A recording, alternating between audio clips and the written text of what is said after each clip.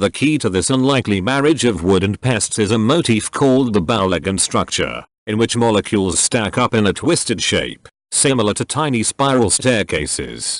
Scientists have learned that the bow-legged structure provides a certain kind of resilience to cracking. The force of an impact is guided by those tiny, nano-sized, staircase-like twists and turns through a series of detours. Rather than cracking straight through, the energy of a bump or crash is thus deflected through a kind of tortuous path, leaving the overall material intact and functional. While wood does not have a natural bow-legged structure, it has attracted scientists for decades, in part because there is an ample supply of material left over after the processing of paper and commercial lumber. The idea of making useful products out of wood pulp has long intrigued a lot of people in many different industries, says Jeff Gilman, who leads the composites project team at NIST.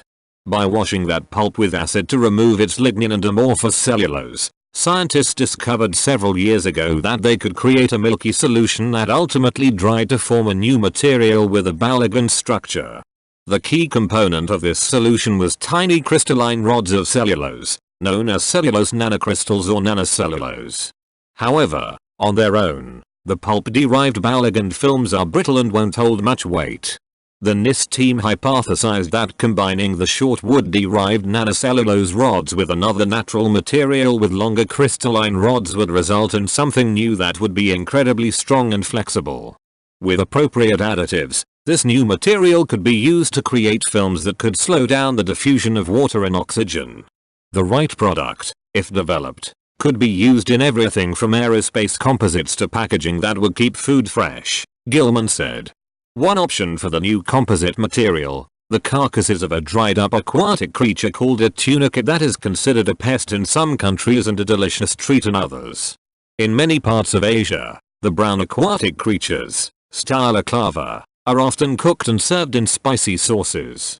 But without natural predators present to eat them in new environments, their populations begin to grow into superabundant numbers that eventually clog boat engines and fishing gear, outcompete native fish, reduce healthy plankton populations and foul and ruin productive shellfish beds. Some environmental managers think that finding a way to remove and use them as a resource could serve a beneficial purpose. Harvesting them is one option. Like an oyster, the inside of a tunicate is considered the tasty bit. The outside is usually just thrown away, meaning there could be a ready source for this material in areas where they are often cooked.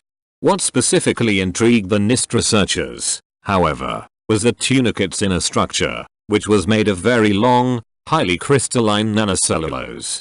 These were different from the shorter crystals found in wood.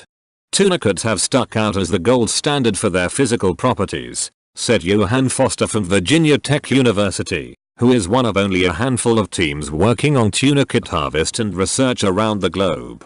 Foster gathered and supplied the tunicates for the NIST project from a dock in western France, where the animals are considered a nuisance species.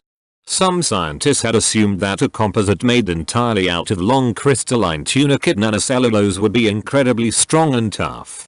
However, by testing dried mixed tunicate wood composite materials, lead author Berith Natarajan was able to identify the exact point of greatest toughness. If you put a little tunicate into the wood pulp composite, it makes it a little stiffer, and it doesn't break as quickly and becomes more flexible, Natarajan said. Put in 10% and it's twice as strong. If your mixture is 30% tunicate and 70% wood pulp, the resulting composite is 15-20 times tougher. But after that, you really don't see an improvement in strength, and there is a reduction in toughness. Double quote.